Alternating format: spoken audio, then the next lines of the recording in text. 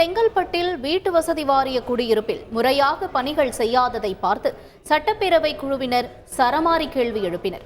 அணைக்கட்டு எம்எல்ஏ நந்தகுமார் தலைமையிலான சட்டமன்ற பேரவையின் பொது நிறுவனங்கள் குழு செங்கல்பட்டில் புதிதாக கட்டப்பட்டு வரும் தமிழ்நாடு வீட்டு வசதி வாரியம் குடியிருப்புகளில் ஆய்வு செய்தனர்.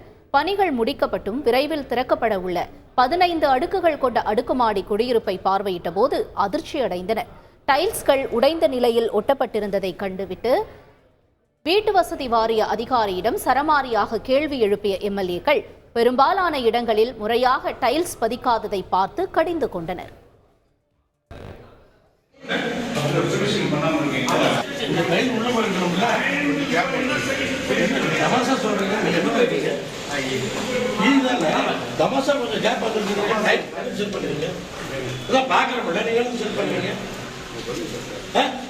டெய்லி வந்து பார்த்துருக்கீங்களா?